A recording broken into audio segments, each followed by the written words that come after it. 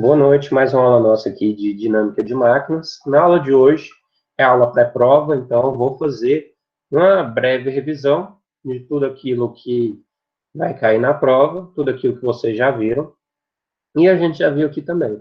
Então, só passando aqui com vocês tudo que a gente já viu. Primeiro eu vou começar aqui com a análise de posição, depois análise de velocidade pelos dois métodos, para aí sim eu voltar lá na teoria e falar para vocês que vocês têm que estar lembrando o que é aquilo que a gente já viu, para ficar recente aí na sua mente para fazer a prova amanhã. Vamos lá. O exercício nosso da análise gráfica de posição, ele envolvia um método bem básico, bem simples para a gente fazer. Esse método levava em consideração, então, os tamanhos de cada elo. Eu te dava aqui o tamanho do elo 1, elo 2, elo 3, elo 4, e qual que era o ângulo de entrada, que era o θ2. No caso, seria 30 graus nesse caso. Como que você começa fazendo? Você sempre vai posicionar o seu elo terra, o elo 1, no seu eixo X, por conveniência, para nos auxiliar. Isso aqui é o nosso sistema de coordenada global. E a gente faz um sistema local aqui, ó, depois que vocês vão ver que era só para a gente medir um ângulo também. Vamos lá, então, primeira coisa, coloca o seu primeiro elo nesse eixo. Então, 140 milímetros, você vem cá e desenha. 140. Depois disso, você tem aqui o elo 2. O elo 2 tem 50 milímetros e ele está a 30 graus do elo 1. Você vem aqui e mede com o transferidor 30 graus. Com esses 30 graus, você consegue medir aqui esse elo de 50. Então, sendo assim, você já tem esse elo e esse elo já posicionados no local correto. Depois disso, é o mais simples, para você unir os outros elos. Os outros elos são de 80 milímetros e 60 milímetros. Quando for isso, então você vem aqui, ó, no seu elo de 80 milímetros, você vai abrir uma circunferência, um arco, a partir desse ponto, com 80 milímetros. Então, você abriu esse arco, ele vai estar aqui. Depois você vem aqui na base O4 do seu desenho, onde que é a união do elo 1 com o elo 4. E você vai fazer o tamanho do elo 4, que é 60 milímetros. Então, você vem cá, 60 milímetros, desenha. E na união desses pontos é onde que você vai ter realmente os seus elos. Então, você vem aqui com a reta desse ponto até essa união, entre a interseção dos dois, e desse ponto até a sua base. Essa é a sua posição aberta do mecanismo. E a posição cruzada é aquela que vai fazer a interseção na parte de baixo. Então, na parte de cima, a posição aberta, na parte de baixo é a sua posição cruzada. No caso aqui é só você fazer o outro desenho também, que você vai ter isso.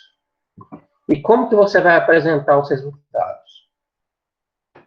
Você vai apresentar os resultados dos ângulos que foram formados. O de 30 graus, você já sabe que foi o próprio exercício que foi dado para você, o 30 graus. Depois disso, você pode medir o θ3. Com o θ3 aqui, eu medi através de um sistema local de coordenadas. Eu criei uma coordenada aqui, nesse ponto de união do elo 2 com o elo 3, para me ajudar a medir esse ângulo. Então, o ângulo medido aqui desse sistema local foi de 22,43 graus. E o ângulo θ4, a gente mede aqui a partir do seu sistema global, 112. E lembrando, como é que você vai medir os outros ângulos da posição cruzada que estão aqui embaixo? Você vai medir o ângulo daqui até chegar aqui.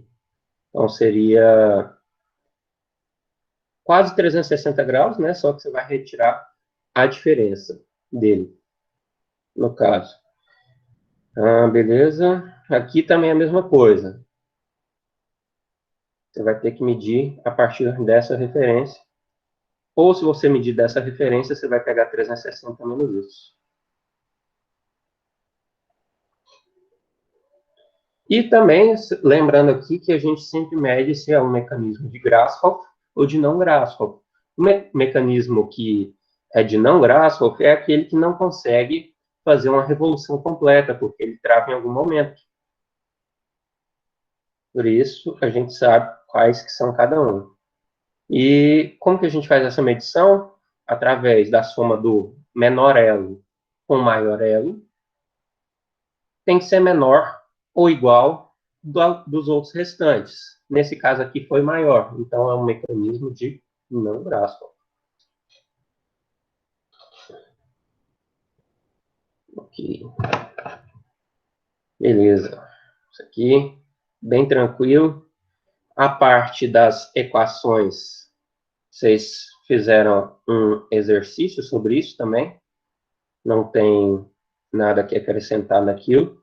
Vocês sabem as equações que são utilizadas para saber qual que é a posição de cada um em x e em y. Vocês têm todas aquelas equações, é grande, mas é o que temos.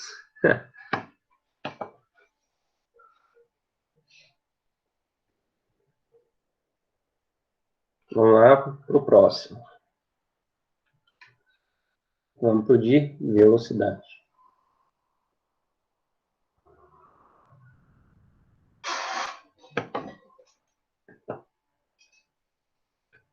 Velocidade no método tradicional.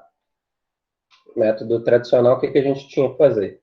A gente utilizava de algumas equações para nos dar uma base para calcular o restante. Primeira coisa, a gente calculava qual que era a velocidade VA. O VA era simplesmente o elo 1 vezes o ômega 2. O elo 1 seria, quer dizer, o elo, isso aqui mesmo. No caso, a gente pegaria esse tamanho. Aqui eu coloquei elo 1. Desculpa, gente, eu coloquei errado aqui elo 1. Elo 2. É esse elo aqui, ó. Esse elo.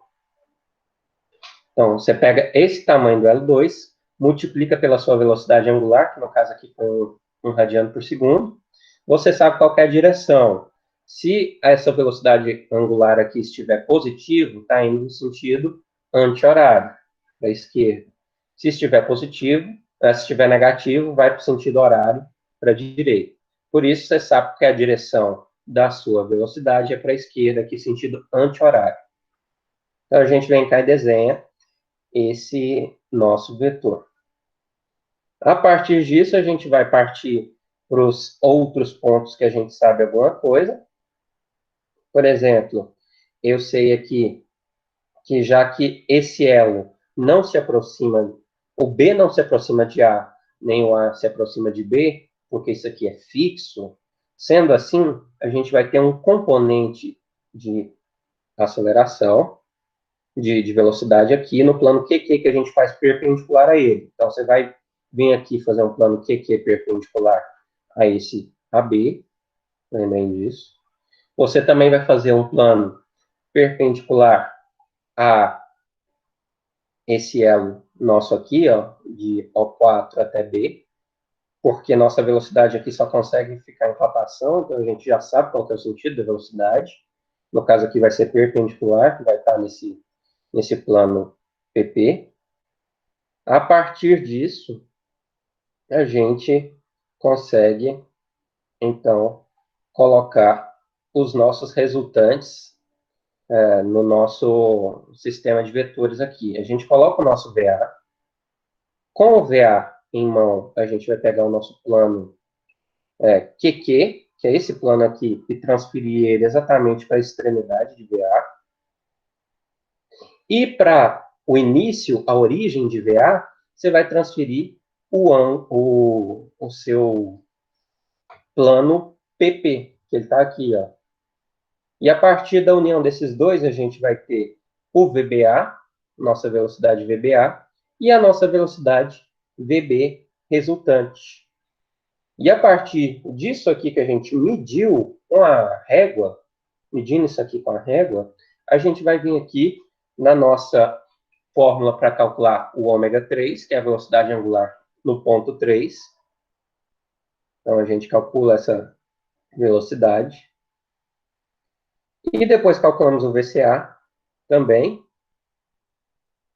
E o VB e o ômega 4. Calculamos isso aqui tudo.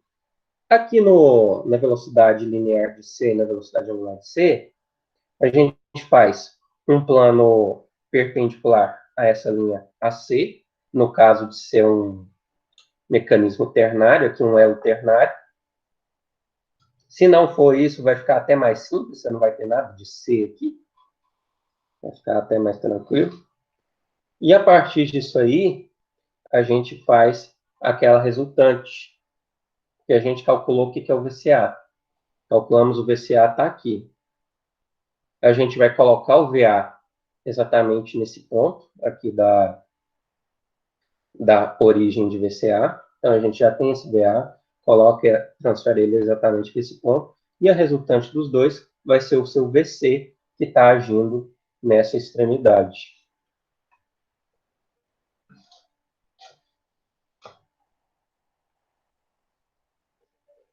Então, esse aqui é o método tradicional. Eu acho ele um pouquinho mais complicado que o método dos centros instantâneos. Mas vai de cada um achar qual que é mais interessante, mais simples de ser resolvido. Por fim, nosso outro método, centros instantâneos.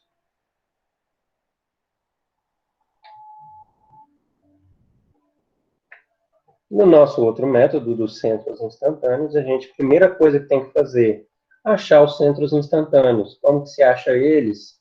Através desse círculo que a gente começa ligando as juntas que a gente tem certeza que são centros instantâneos, que é a junta de 1 com 2, a junta de 2 com 3, a junta de 3 com 4 e a junta de 1 com 4. A gente faz esse losango. Depois disso, a gente faz aquela primeira reta aqui de 1 para 3, a gente sabe que vai ter um centro instantâneo de 1 para 3, e vê a partir aqui, ó, vai passar no ponto 1, 4 e vai passar no ponto 4, 3. Então, com isso, você já sabe onde que vai passar uma linha. Então, ponto 1, 3, 1, 4 e 4, 3. Nesse caso, essa reta aqui. Depois disso, do outro lado, vai passar no ponto 1, 2 e 2, 3. 1, 2 e 2, 3 está aqui, ó. 2, 3 está aqui, 1, 2 está aqui.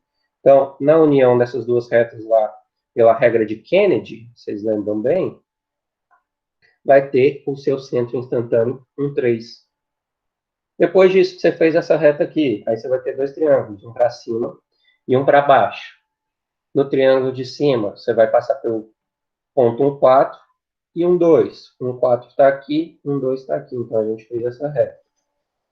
Depois, a gente tem aqui o nosso ponto 2, 3 e 3, 4. Nosso ponto 2, 3, nosso ponto 3, 4. Quando a gente prolonga uma reta entre eles, a gente vai achar a interseção aqui das duas, pela regra de Kennedy, seu centro instantâneo 1, 2. Depois disso, o que a gente vai fazer? Calcular nossas velocidades a partir das fórmulas, essas fórmulas que vão levar em consideração os centros instantâneos. Então, está aqui, ó. Para você calcular o ômega 3, você vai utilizar o VA dividido pela distância de A, esse ponto aqui, que é o ponto A, até o seu centro instantâneo 3. Então, essa distância daqui até aqui, esse ponto. Mediu isso aqui, você vai dividir por isso. Lembrando que o VA é a mesma coisa que tinha lá no outro método. Você vai pegar esse primeiro elo aqui, ó, o elo 2, e multiplicar ele pela sua velocidade angular, para encontrar. Depois que você faz isso aqui, você acha o ômega 3, depois você acha o VB, com a distância de B até o seu centro instantâneo 1,3, que é esse caso aqui, ó, esse ponto daqui até aqui. Depois você tem o ômega 4, que é de B até o 4, que é esse L4. E o VC, que é de C até I13 também. Tudo isso você tem como calcular. Calculou isso aqui tudo. Aí a gente só vai colocar os locais onde elas estão. Por exemplo, o VA a gente sabe. Se o sentido aqui da velocidade é anti-horário, vai estar no sentido anti-horário, a velocidade. Vai estar no plano perpendicular, 90 graus com L, naquele valor que você calculou. Esse valor aqui, ó, 42,42, se eu vim aqui medir, vai ter exatamente esse tamanho. Olha aqui, 42,42. Essa é a nossa velocidade linear. Depois, a velocidade em B. Velocidade em B, a gente utiliza um plano perpendicular à ligação de B com seu centro instantâneo, I13. Então, essa reta aqui vai ser perpendicular com sua velocidade que você calculou. A velocidade que está calculada aqui, ó, 36. Então, se eu vim aqui medir, vai dar 36 também.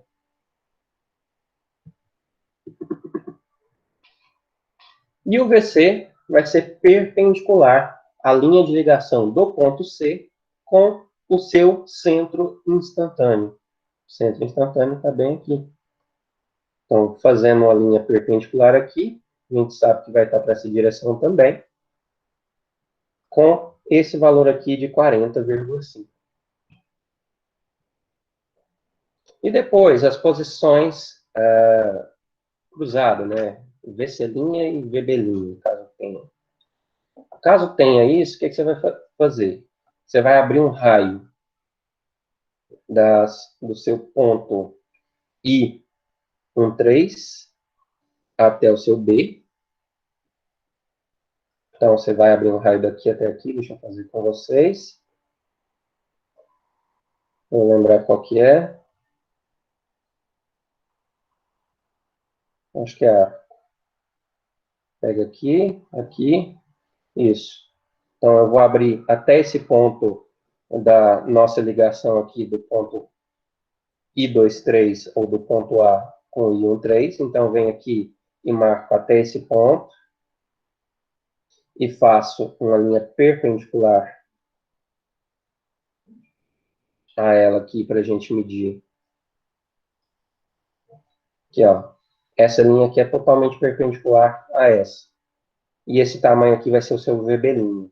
Vou fazer o VC', vai fazer a mesma coisa, só que a partir desse ponto até o ponto C, vindo até o final aqui, você vai achar esse ponto de interseção que você vai levar com uma linha perpendicular, o VC' até essa união do VA, aqui da extremidade VA, com o seu centro instantâneo I13. Eu mandei acho que eu mandei essa foto lá para vocês, lá no grupo, pela Elisa, então dá uma olhadinha lá quanto a isso, e dá uma olhadinha na videoaula também, que eu explico bem mais tranquilinho, vou bem mais devagar, fazendo passo a passo aí com vocês.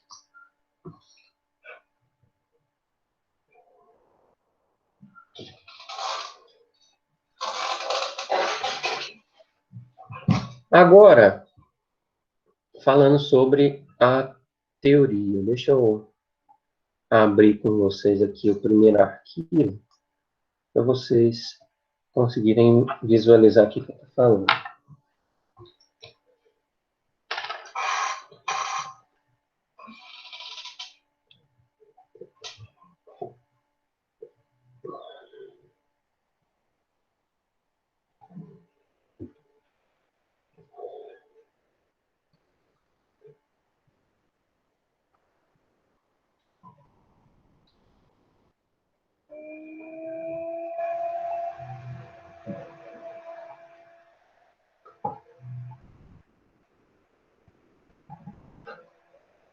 Vamos lá.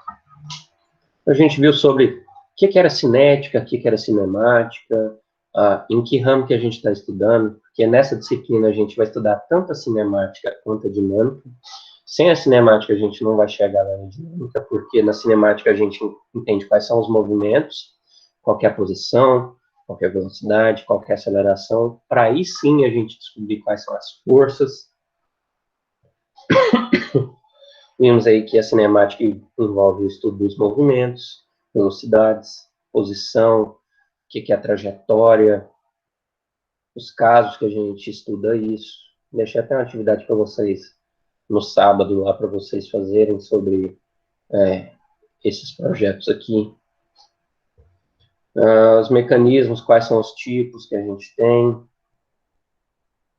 O mais tradicional que a gente utiliza, que é o mecanismo de 4 barras. O que é deslocamento e trajetória, a gente já viu. As cadeias cinemáticas. Os tipos de juntas são as juntas superiores, juntas inferiores. São juntas de 1 grau de liberdade, 2 graus, 3 graus. Tudo isso a gente viu. Então, sabemos qual é a diferença de junta superior, junta inferior. Os nossos mecanismos, que tem elos que são binários, são os mais comuns, mas tem os ternários, que a gente já viu também, tem os quaternários também, ou até demais também, que não está sendo mostrado aqui. Vimos os tipos de movimentos, que tem o de rotação, de translação e o combinado.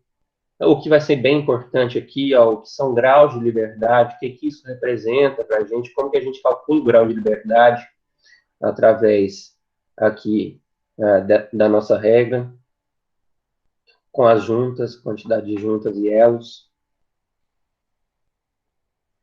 Vimos aqui diversos tipos de mecanismos que tinham 1 grau de liberdade, algumas juntas diferentes das outras. Vimos que aquela estrutura isostática, hiperestática. Então, os graus de liberdade influenciam isso totalmente. Ok. Vimos sobre o mecanismo de 4 barras, o que cada um significa aqui, o que cada um faz. A regra de Grashof, que é aquela para que as duas possam rodar, para que o seu elo possa rodar. Que nossa regra de Grashof, fizemos alguns exemplos sobre elas também. Vimos o que era aquela fase de ponto morto que a gente evita, o que acontece na fase de ponto morto. Índice de método, o que é a vantagem mecânica, se isso aqui significa alguma coisa boa ou ruim, esse ângulo de transmissão também, que a gente mede.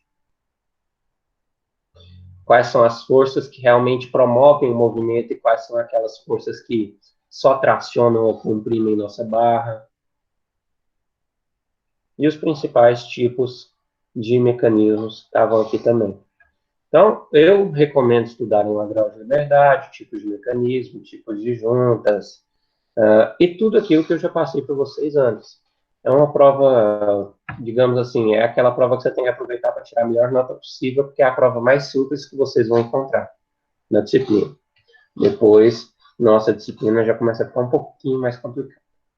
Então, por favor, esforçarem para deem o máximo nessa aí para tirar o máximo de nota possível.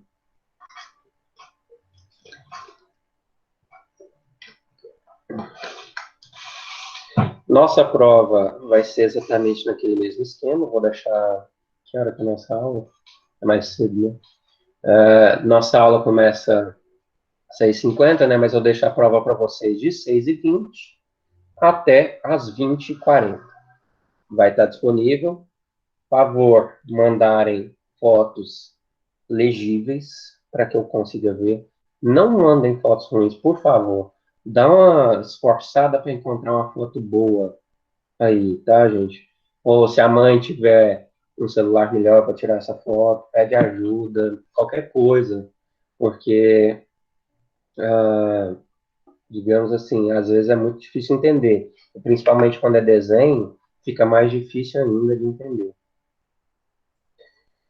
Vai ficar mais complicado, gente, porque você vai utilizar tudo isso que você já fez e vai começar a calcular realmente as forças através de matrizes. Depois a gente vai uma parte que é a parte da dinâmica, que é de vibrações, que são equações bem grandes. Então, eu diria que é realmente um pouquinho mais complicado a parte disso aí. Até a matéria de velocidade eu acho mais tranquilo. Depois já fica um pouquinho mais complicado de entender. Então, aproveitem, estudem aí. Vou deixar para vocês a atividade só para deixar um ok lá. Deem um ok, que vai dar certo. Já tem a presença, então podem estudar para amanhã. Vou terminar mais cedo para que vocês quiserem aí dar uma olhadinha nos exercícios que vocês fizeram e na matéria, vocês tenham esse tempo. Então, deixa eu encerrar essa gravação aqui.